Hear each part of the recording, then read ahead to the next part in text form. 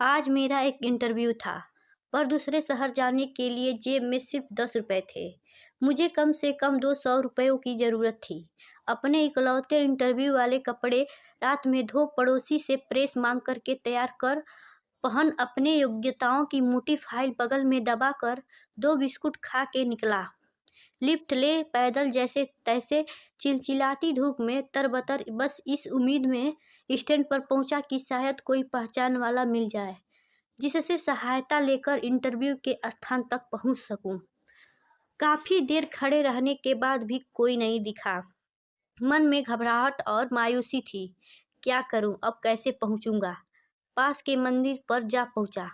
दर्शन कर सीढ़ियों पर बैठा था। मेरे पास में ही एक फकीर बैठा था।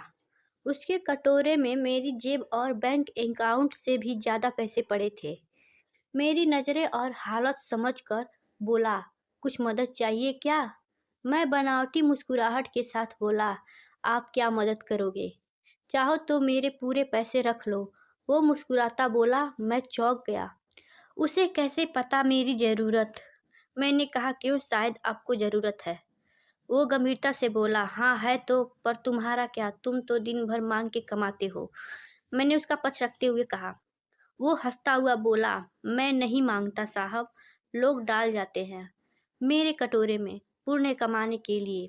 मैं तो भिखारी हूँ, मुझे इनका कोई मोह नहीं।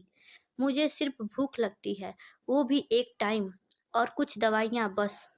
मैं तो खुद ये सारे पैसे मंदिर की पेटी में डाल देता हूँ। वो सहज था कहते कहते। मैंने हैरानी से पूछा, फिर यहाँ बैठते क्यों हो? जरूरतमंदों की मदद करने, कहते हुए वो मंद मंद मुस्कुरा रहा था। मैं उसका मुंह देखता रह गया।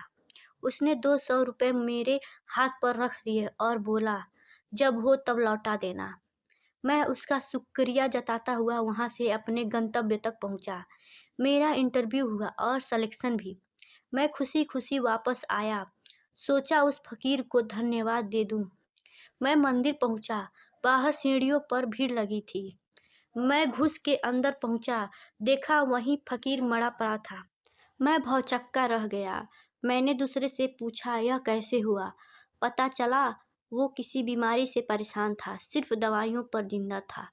आज उसके पास दवाइयाँ नहीं थी और न उसे खरीदने के लिए पैसे। मैं अवाक सा उस फकीर को देख रहा था। अपनी दवाइयों के पैसे वो मुझे दे गया था। जिन पैसों पर उसकी जिंदगी टिकी थी, उन पैसों से मेरी जिंदगी बना दी थी। भीड़ में से कोई गाली देता हुआ बोला, अच्छा हुआ मर गया, ये भिखारी भी बोझ होते हैं, कोई काम के नहीं। मेरी आंखें डबडबा आईं। वो भिखारी कहाँ था? वो तो मेरे लिए भगवान ही था, नेकी का फरिश्ता। मेरा भगवान। भगवान कौन है?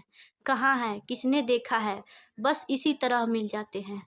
धन्यवाद। Like and subscribe.